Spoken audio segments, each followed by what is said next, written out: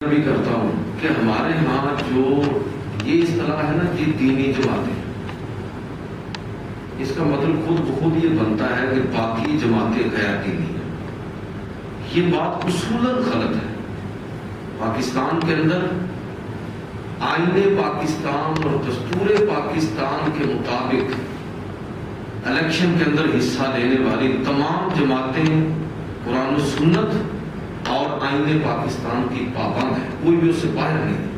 لہذا یہ جو اصطلاح ہمارے ہاں استعمال ہوتی ہے یہ اصولی طور پر درست نہیں ہے۔ اگر آپ کچھ جماعتوں کو دینی جماعتیں سمجھتے ہیں تو اس کا مطلب یہ ہے کہ اس کے مقابلے میں باقی جماعتیں جو ہیں خود بخود غیر دینی شمار ہیں۔ یہ بات نہیں ہے، سارے ہی دیندار ہیں، سارے ہی قرآن و سنت کے پابند ہیں اور سارے ہی آئین پاکستان کے پابند ہیں۔ اس لیے جو جماعت بھی جیتے اور جو جماعت بھی اقتدار کے اندر آئے، بجا طور پر پوری قوم، پاکستان کی پوری قوم اس بات کا حق رکھتی ہے کہ وہ ان سے اس ملک کے اندر اسلامی نظام کے نفاذ کا مطالبہ کرے۔ اور اصل بات میں یہی عرض کرنا چاہتا ہوں، جس پارٹی نے بھی حکومت بنانی ہے، عوام کے اندر یہ اویئرنیس ہونی چاہیے کہ وہ آئین پاکستان اور دستور پاکستان کے پابند ہیں اور عوام نے ان کو جو ووٹ دیے تو آئین اور دستور کے مطابق اور اس کی روشنی کے اندر دی ہے۔ لہذا تمام سیاسی جماعتیں عوام کو یہ شعور دینے کی ضرورت ہے کہ وہ ان سے تقاضا کریں کہ وہ اس ملک کے اندر واقعتاً ہی مدنی ریاست اس کو رول ماڈل بنائیں، اس لیے کہ یہ ملک وہ ہے جو لا الہ الا اللہ محمد رسول اللہ کے نام پر حاصل کیا گیا اور اسی نام پر یہ ملک قائم ہے اور اسی نام پر یہ ملک قائم رہے گا۔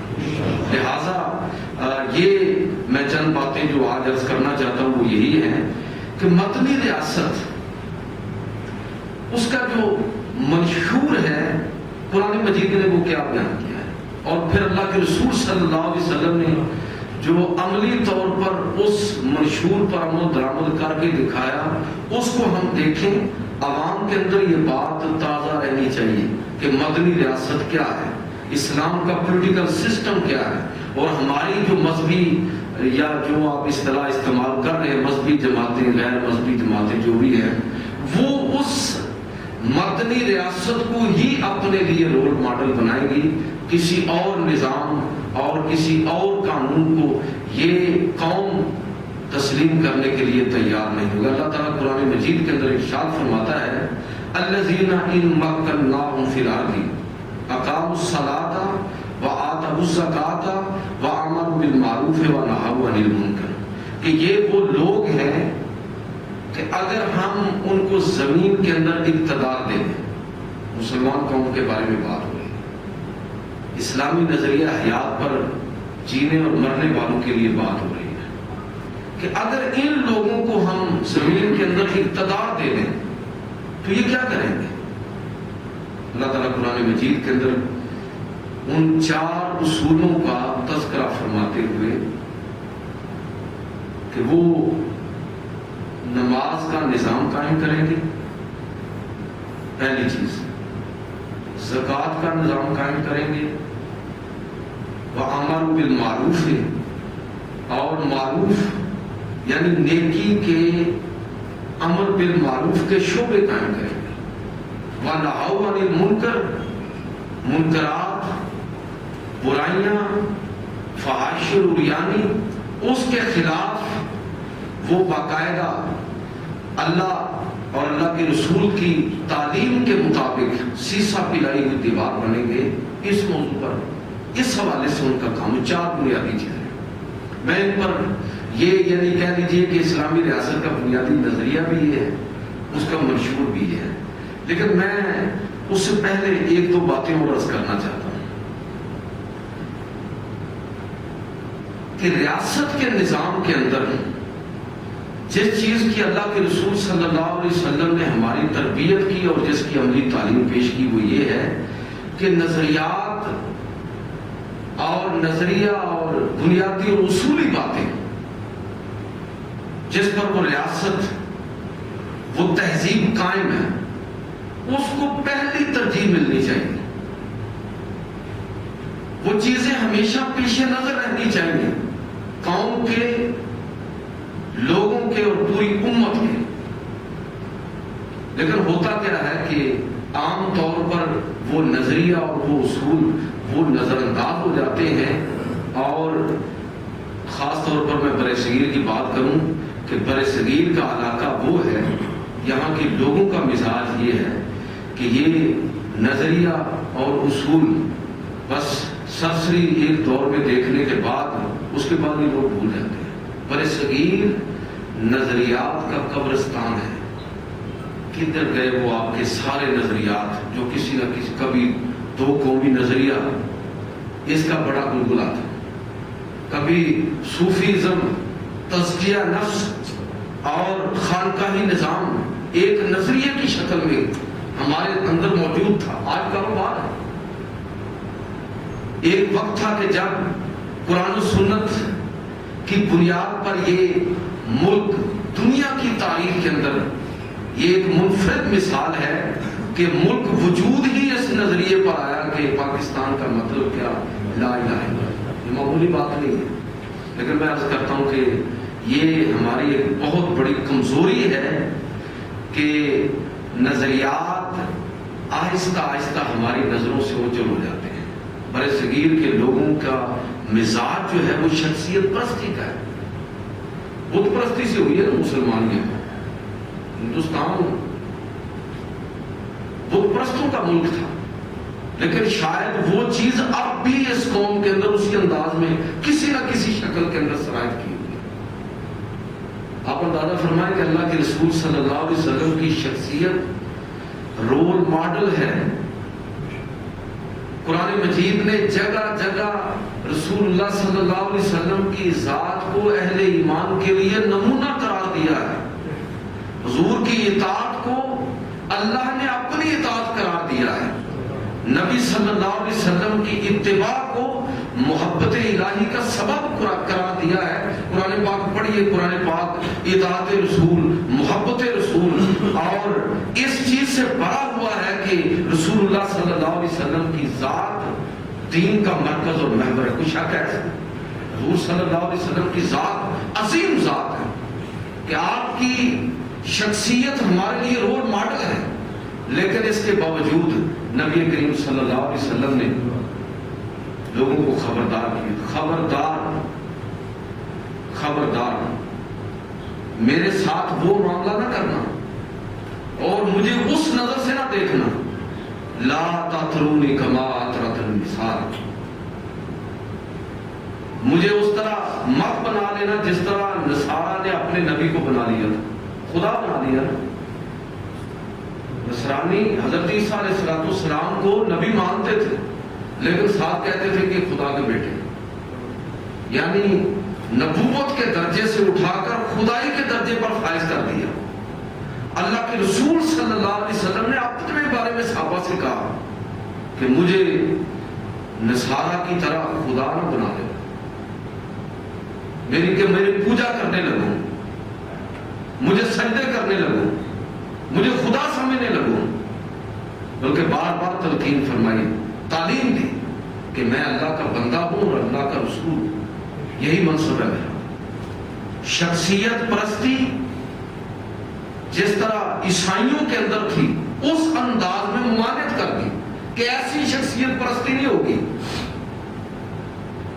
اور آپ خلفائے راشدین کے خطبے نکال کر پڑھی، تاریخ کی کتابوں کے اندر موجود ہیں، کس طرح ان لوگوں نے اپنی ذات کی نفی کی اور بار بار لوگوں کو کہا ہے۔ ہر خلیفہ کا پہلا خطبہ قریب اسی مفہوم کا ہے کہ اے لوگوں، اگر میں تمہیں قرآن و سنت کے مطابق تمہاری رہنمائی کروں تو میری اطاعت کرنا، اور اگر میں اس راہ سے ہٹ جاؤں تو تم پر میری اطاعت لازم نہیں ہے۔ اور پھر دیکھیے کہ آگے لوگوں نے کہا کہ اگر آپ قرآن و سنت کے مطابق نہیں چلیں گے تو ہم آپ کو سیدھا کر دیں گے۔ وہ خطبات پڑھیے اور واقعات پڑھیے کہ کبھی تو کوئی شخص اٹھا ہے اور اس نے کہا کہ میں تلوار سے سیدھا کر دوں گا، کسی نے کہا کہ میرے پاس نیزہ ہے، اس سے آپ کو سیدھا کر دوں گا۔ میرے پاس ڈنڈا ہے، اس سے میں آپ کو سیدھا کر دوں گا۔ یہ کیا ہے کہ اس امت کو، اس قوم کو تربیت اور تعلیم یہ دی گئی ہے کہ اپنے لیڈروں کو، اپنے رہنماؤں کو خدائی کے درجے پر فائز نہیں کرنا۔ کئی لوگ کہہ رہے ہیں نا کہ جی نام لے کر میں بات کرتا ہوں کہ جی الیکشن میں کامیابی کے بعد عمران خان کا امتحان شروع ہو گیا۔ بھائی عمران خان کا امتحان نہیں شروع ہوا، ہمارا امتحان شروع ہو گیا، ہمارا امتحان شروع ہو گیا۔ ہم نے ایک پارٹی کو، اس ملک کے لوگوں نے اپنی رائے کا اظہار کرتے ہوئے ایک پارٹی کو ووٹ دیے۔ اب ہم اپنے اس ووٹ کی، اپنی رائے کی حفاظت کریں گے، ہم سیدھا کریں گے ان لوگوں کو جو ہمارے ووٹ کے تقدس کو پامال کریں گے، اس لیے کہ یہی تربیت ہمیں اللہ کے رسول نے دی ہے، یہی مدنی ریاست کا بنیادی نقطہ ہے، یہی خلفائے راشدین کے ابتدائی خطبات کا بنیادی جوہر ہے کہ لوگوں کے اندر حق پسندی کا جذبہ اتنا طاقتور ہونا چاہیے کہ وہ شخصیت کی پوجا نہ کرے بلکہ اصول اور نظریے کی بات کرے۔ یہ معمولی بات نہیں ہے۔ اگر ہماری قوم کو یہ بات سمجھ آ جائے تو یقین جانیے کہ جس وعدے پر لوگ ہمارے پاس آتے ہیں، جس منشور کا اعلان کر کے لوگ ہم تک پہنچتے ہیں، پھر جب ہم تقاضا کریں گے کہ آپ بات کیجئے اس منشور کی، آپ بات کیجئے ان وعدوں کی جن وعدوں پر ہم نے آپ کو اپنی نمائندگی کا حق دیا ہے، تو مجھے یقین ہے کہ آپ تبدیلی آئے گی۔ یہ تبدیلی آئے گی، اس سے تبدیلی نہیں آئے گی۔ ووٹ دے کر تبدیلی آنے والی نہیں ہے۔ اصل تبدیلی اس وقت آئے گی جب میرے اور آپ کے رویوں کے اندر تبدیلی ہوگی۔ ہم تبدیل ہوں گے، حکمران تبدیل ہو جائیں گے۔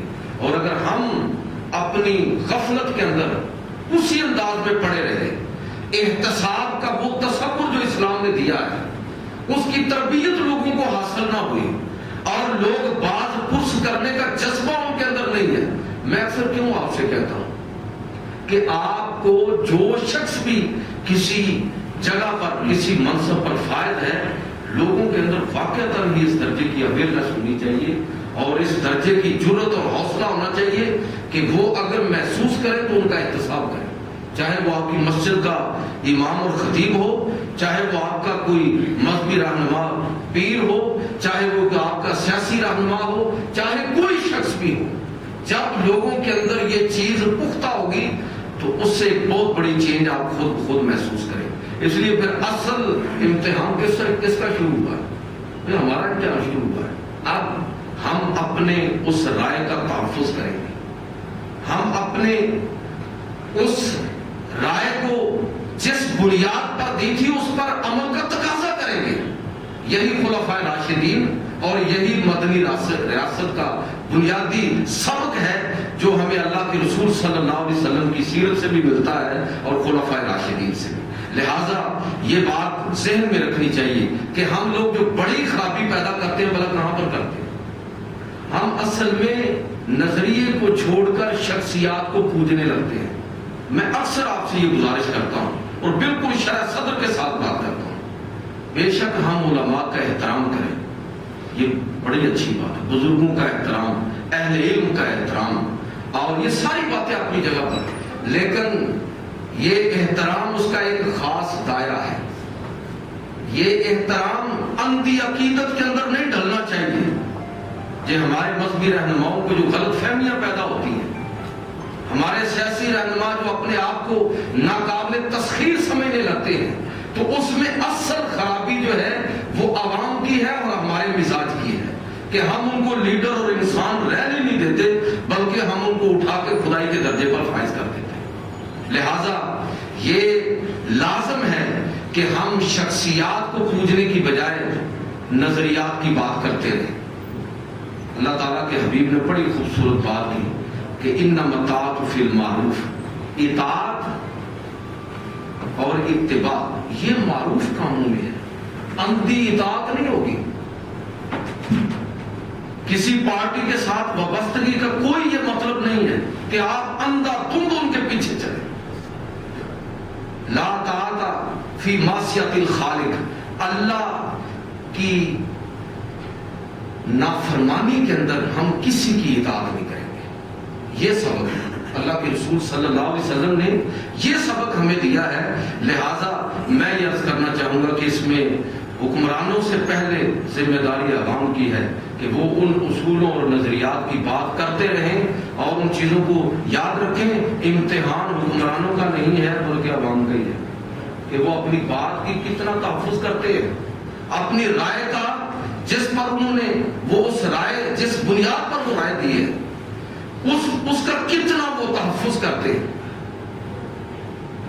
یہ بڑی اہم بات ہے. اگر یہ بات ہم پلے باندھ لیں تو میں آپ کو یقین دلاتا ہوں کہ ہمارے لیڈر چاہے وہ مذہبی ہوں چاہے سیاسی ہوں ان کے اندر فیرونیت نہیں آئے گی بلکہ وہ ہمیشہ عوام کے خادم بن کر رہیں گے جب عوام ان سے پوچھتے رہیں اور ان سے تقاضے کرتے رہیں کہ یہ بنیاد ہے جس پر ہم نے آپ کا چناؤ کیا تھا. اب آتے ہیں اس آیت کی طرف جس کا میں نے شروع میں تذکرہ کیا کہ مدنی ریاست کی بات ہوئی ہے.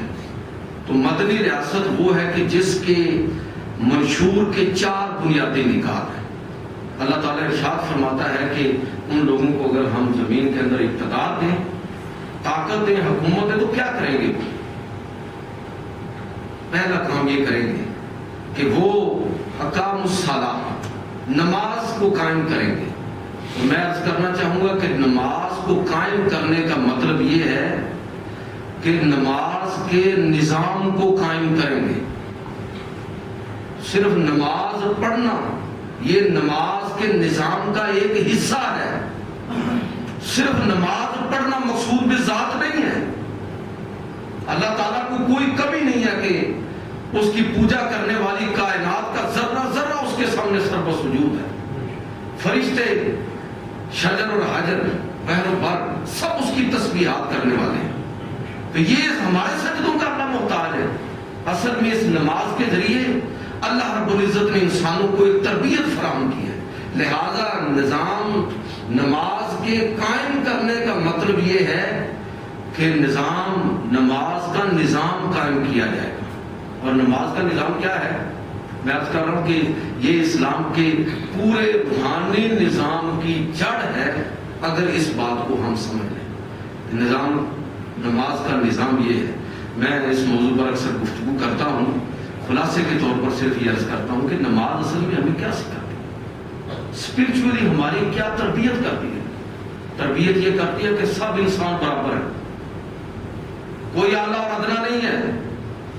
ایک ہی صف میں محمود و ایاز کھڑے ہوں گے. نماز ہماری تربیت یہ کرتی ہے کہ تمہارے اندر نظم و ضبط اور تربیت, تمہارے اندر ڈسپلن کی تربیت ہونی چاہیے. نماز کے لیے آنا, بر وقت آنا. نماز ہماری تربیت یہ کرتی ہے کہ تم اپنے میں سے بہتر شخص کو آگے مصلی پر کھڑا کرو. نماز ہماری تربیت یہ کرتی ہے کہ اگر امام سے بھول چوک ہو جائے تو دھرنا دے کر نہ بیٹھ, بلکہ اس کو موقع دو. اس کو کہو سبحان اللہ, بھائی بھول گئے ہو, غلطی ہو گئی ہے تم سے, اللہ اکبر اس سے کہو. اور اگر پھر بھی وہ غلطی سے باز نہ آئے تو اگرچہ تم نے اپنے میں سے بہترین شخص کا انتخاب کیا ہے تو اب تمہیں حق ہے کہ تم نماز پڑھو. اب نماز نہیں ہو, اس کو موقع بھی دینا ہے اور اس کا احتساب بھی کرنا ہے. یہ تربیت نماز کے نظام کی تربیت ہے. یعنی اگر آپ دیکھیں تو آپ کو نظر آئے گا کہ سچی بات یہ ہے کہ پورا دین ہی آپ کو نماز کے اندر نظر آئے. اس کی جو روحانی حقیقتیں ہیں, جب آپ اس کو کھولتے چلے جائیں گے تو آپ کو اندازہ ہوگا کہ نماز صرف 2 سجدے دے دینے کا نام نہیں ہے. اقبال نے کہا تھا کہ ہند میں ملاؤں کو جو ہے سجدے کی اجازت, نادان یہ سمجھتا ہے آزاد ہے اسلام. دین کیا ہے, دین کی حقیقت کیا ہے, یہ کیا جانے 2 رکعت کا امام.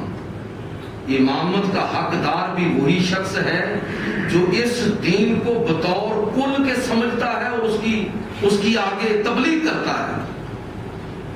یہ جز نہیں ہے بھائی, چند چیزوں, محدود چیزوں کا تصور یہ دین نہیں ہے. یہ پورا کل ہے, یہ پورا پیکج ہے. اور ہم اسی وقت صحیح معنوں میں مسلمان بنیں گے جب اسلام کو بطور ایک پیکج کے ہم اختیار کریں گے. تو پہلی بات جو میں نے آپ کی خدمت میں عرض کی ہے وہ ایک اسپرچل سسٹم ہے کہ اسلامی ریاست اور مدنی ریاست وہ ہے کہ جس کے اندر نماز کا نظام قائم ہوگا. ایسا نظام ہوگا کہ جس کے اندر ہر مذہب کا رہنے والا شخص آزادانہ طور پر اپنے عقیدے کے مطابق رہ سکتا ہے. یہ ہے اسلامی ریاست. اس طرح کی ریاست نہیں ہے جس طرح کی ہمارے معافی چاہتا ہوں علماء چاہتے ہیں کہ ہر ایک اپنے مسلک اور عقیدے کے مطابق اس ملک کے اندر اسلام نافذ کرنا چاہتا ہے. اب عوام پریشان ہے کہ کس کو یہ آگے کرے اور کس کو پیچھے کرے. ایسا کسی اسلام کا تصور مجھے تو نہیں سمجھ آیا. ایسا اسلام، ایسی ریاست کہ جس کے اندر اللہ کے رسول محمد رسول اللہ صلی اللہ علیہ وسلم مسجد نبوی کے اندر عیسائیوں کو اجازت دیتے ہیں کہ آپ اپنے عقیدے کے مطابق اپنی عبادت کر رہے ہیں. آپ اندازہ فرمائیں یہ مدنی ریاست ہے. اگر میں ایک جملہ عرض کروں اور آپ اس کا غلط مطلب نہ لیں تو میں یہ عرض کرنا چاہوں گا کہ صحیح اسلامی ریاست ہی اصل میں ایک سیکولر ریاست ہوتی ہے جس کے اندر ہر مذہب اور عقیدے کے رہنے والے لوگوں کو مکمل آزادی ہے. ہم کسی سے نفرت نہیں کریں گے. یہی محمد رسول اللہ کا پیغام ہے صلی اللہ علیہ وسلم. یہی مدنی ریاست کی بنیادی روح ہے. حضور صلی اللہ علیہ وسلم نے یہودان مدینہ کے ساتھ معاہدہ کیا. آپ اس کی شکیں پڑھ کے دیکھیں. 52 شکیں ہیں اس معاہدے کی. بڑی لمبی چوڑی گفتگو اس پر ہو سکتی ہے. پروفیسر منٹ کمری بورڈ کی کتاب ہے محمد ایٹ مدینہ. اس کے اندر اس نے اس کی 52 شکیں ایسے دفعہ بار ان کو ذکر کیا ہے. اس میں یہ بھی ہے کہ یہودیوں کو اپنے مذہب کے مطابق عبادت کا پورا حق ہوگا اور مذہبی آزادی ان کو حاصل ہوگی. یہ آزادی کون دے رہا ہے؟ مدنی ریاست. رسول اللہ صلی اللہ علیہ وسلم. تاریخ اور سیرت پڑھ کے دیکھیے. لہذا یہ بات کہ نماز کا نظام قائم کرنے کا مطلب اسپرچل سسٹم ہے، روحانی نظام ہے، اور اس نظام کے اندر جہاں مسلمانوں کی تربیت ہے وہاں اس بات کی بھی تربیت ہے کہ انہوں نے دوسروں کو بھی یہ حق دینا ہے. دوسروں کے لیے بھی ان کے دل اسی طرح کھلے ہونے چاہیے. لہذا یہی چیز وہ ہے کہ میں عرض کرنا چاہوں گا کہ یہی چیز ہے صوفیاء کے اندر آپ کو نظر آتی ہے. برِ صغیر کے اندر بزرگان دین صوفیاء ان کی سیرت کو پڑھیے. آج تو ہم نے ان کے جتنے نظریات تھے ان کو قبر کے اندر دفن کر کے اس کے اوپر مجاور بن کے بیٹھے ہوئے ہیں. ان نظریات کو ہم پوج رہے ہیں، ان پر عمل نہیں کر رہے ہیں. ورنہ یہ جو نفرت تھی ہمارے اندر یہ پیدا نہ ہوتی. یہ جو فرقہ وارانہ نفرت ہے، جو مذہبی نفرت ہے، یہ لوگوں کے اندر قطعاً پیدا نہ ہوتی اگر صحیح معنوں میں صوفیاء کے پیغام کو ہم لوگوں نے سمجھا ہوتا اور اس کو زندہ رکھتے. لہذا پہلی بات. دوسری بات جو میں عرض کرنا چاہتا ہوں وہ یہ ہے کہ اللہ تعالیٰ ارشاد فرماتا ہے کہ یہ وہ لوگ ہیں الذین ان مکناہم فی الارض اقاموا الصلاۃ، نماز قائم کریں گے. اور دوسری بات فرمائے وآتوا الزکاۃ، زکوٰۃ کا نظام نافذ کریں گے. یہاں بھی میں یہی ترجمہ کروں گا.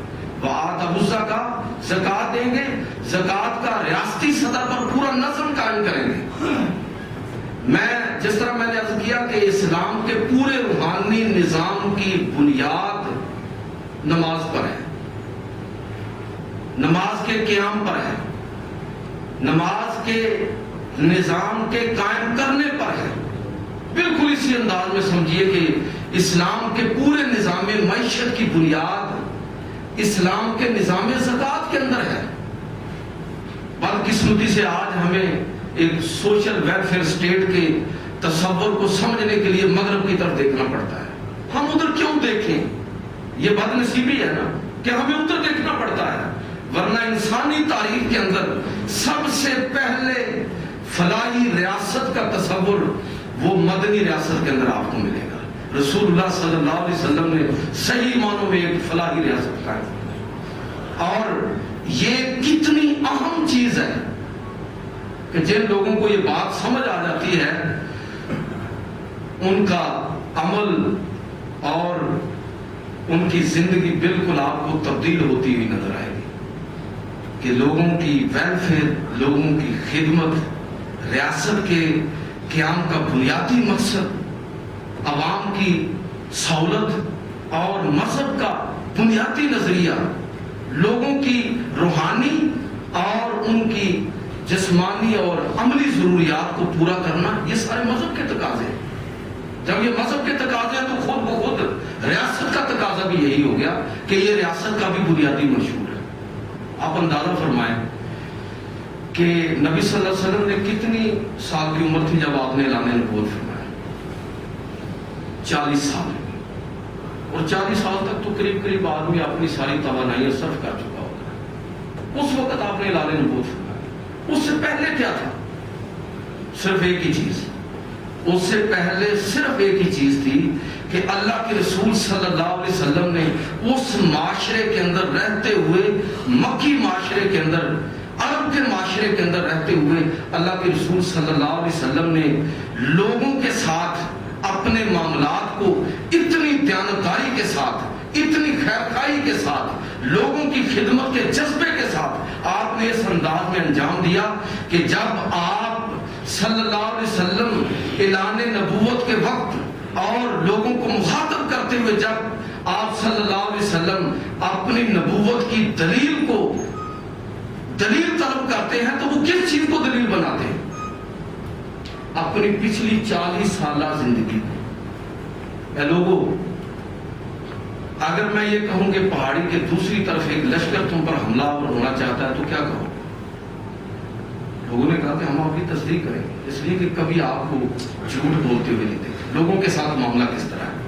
جب اعلان نبوت فرمایا اور جب پہلی وحی نازل ہوئی، گھر تشریف لائے تو حضرت خدیجہ سے سارا واقعہ آپ نے بیان فرمایا۔ حضرت خدیجہ نے اس پر کیا تبصرہ کیا؟ واللہ لا یخزیک اللہ ابدا، اللہ تعالیٰ آپ پریشان نہ ہوں، ایمان لائیں اور فوراً تصدیق کی، حضور کی ڈارس بنائی، حوصلہ افزائی فرمائی، عرض کیا کہ اللہ کے رسول آپ پریشان نہ ہوں، اللہ آپ کو رسوا نہیں کرے گا۔ اور دلیل کیا ہے؟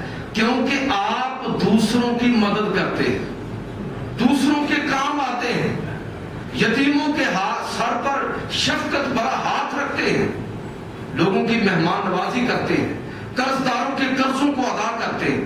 گویا کہ پہلی زندگی حضور کی ساری کیا ہے کہ لوگوں کی خدمت کرتے ہوئے گزری ہے۔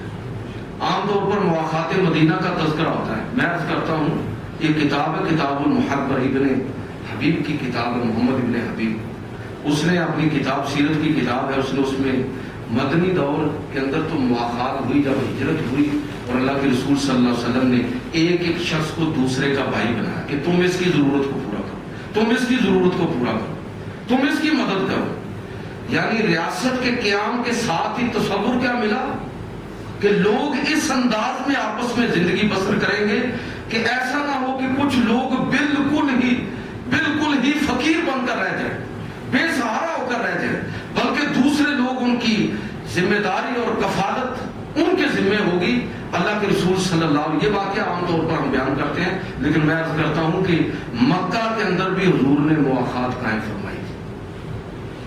وہ مواخات اتنی معروف نہیں ہے، سیرت کی کتابوں میں عام طور پر اس کا تذکرہ کم ہوتا ہے، لیکن جن دوستوں کی سیرت پر نظر ہے میں صرف ایک اشارہ کرتا ہوں، جب نبی صلی اللہ علیہ وسلم نے ہر گھر کو گویا کہ ایک لحاظ سے تعلیم کا مرکز بنایا ہوا تھا۔ یہ ہے اسلامی ریاست کی ترجیحات، تعلیم، اویئرنیس لوگوں کے اندر آئے، اور پھر ایک بعض لوگوں کو بعض کی کفالت سونپی ہوئی تھی تو وہ ایک دوسرے کی مدد کرتے تھے، ایک دوسرے کو تعلیم دیتے تھے، ایک دوسرے کے دکھ سکھ کے ساتھی تھے۔ یہ مدینہ کی بات نہیں کر رہا، مکہ کی بات کر رہا ہوں۔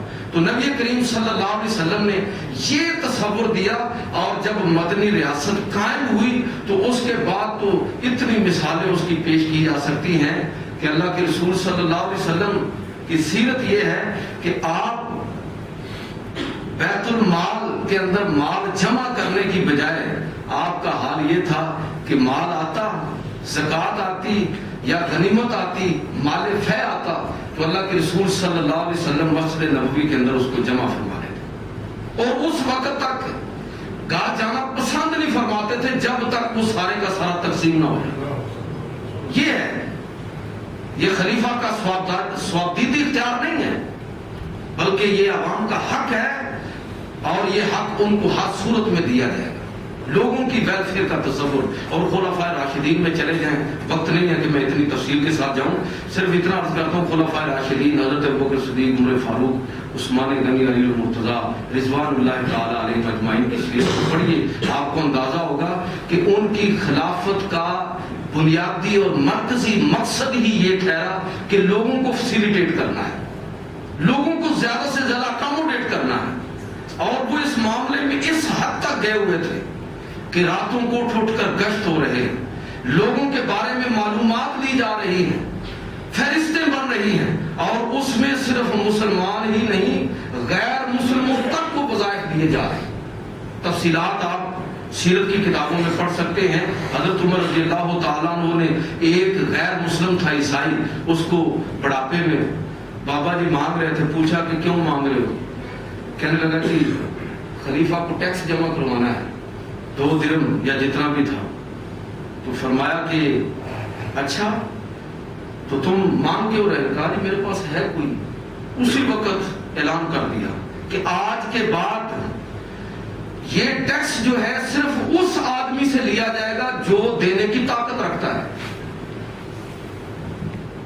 اور غیر مسلموں سے ٹیکس اس وقت تک نہیں لیا جائے گا جب تک وہ اس کی طاقت رکھتے ہیں تو دیں گے، ورنہ نہیں۔ اور حکم دیا کہ جو اس طرح کے محتاج ہیں آج کے بعد ان سب کے وظائف مقرر کیے گئے۔ حضرت عمر فاروق رضی اللہ تعالیٰ عنہ فرماتے ہیں، اور اتنا ان لوگوں کا آپس میں یہ ذوق اور مقصد کیا تھا، لوگوں کو کس طرح، یعنی ایک سوشل ورکر کے طور پر آپ رسول اللہ کی سیرت پڑھی اور خلفائے راشدین کی۔ حضرت ابوبکر صدیق رضی اللہ تعالیٰ عنہ کے دور خلافت کا واقعہ ہے۔ حضرت عمر فاروق رضی اللہ تعالیٰ عنہ فرماتے ہیں کہ میں ہمیشہ کوشش کرتا تھا کہ نیکی میں ابوبکر سے بڑھ جاؤں، لیکن 2 واقعات ایسے پیش آئے کہ اس کے بعد میں اس حسرت، یہ جو حسرت تھی، یہ میں اس سے مایوس ہو گیا۔ ایک واقعہ تو غزوہ تبوک کے موقع پر پیش آیا کہ میرے پاس اچھا خاصا مال تھا، میں نے کہا کہ آج میں جناب صدیق اکبر سے زیادہ مال پیش کروں گا، لیکن جب میں اپنے گھر کا آدھا مال لے کر پہنچا تو پتہ چلا کہ ابوبکر صدیق گھر کا جو کچھ بھی تھا سب کچھ لے گیا۔ اور دوسرا واقعہ کہتے ہیں کہ اس وقت پیش آیا کہ جب وہ خود خلیفہ تھے، انہوں نے مدینہ سے باہر نکلا اور ایک بوڑھی عورت خاتون نبینا کو دیکھا، ایک کسی جھونپڑی کٹیا میں رہ رہی ہے، تو میرے دل میں آیا کہ چلو اس کی میں خدمت کر دیا کروں گا۔ تو میں پہنچا اس کے پاس اور اپنا مقصد عرض کیا، تو وہ کہنے لگی کہ بیٹا یہاں کوئی آتا ہے، میں تو نابینا ہوں، مجھے نہیں پتا، تو کوئی آتا ہے کوئی شخص، اور جو تم چاہتے ہو کہ گھر کی صفائی کرو، پانی بھر دو اور کھانے پینے کا کچھ انتظام کر دو، یہ سارے کام کو کر جاتا ہے۔ عمر فاروق رضی اللہ تعالیٰ کہتے ہیں کہ میرے دل کے اندر آئی کہ میں اس آدمی کو دیکھوں تو صحیح، تو میں فجر کے بعد جلدی پہنچا، اور اس آدمی نے نقاب کیا ہوا تھا، جھاڑو دیا، پانی بھرا، باقی جو خدمت تھی کی، اور میں اس کے تعاقب میں نکلا۔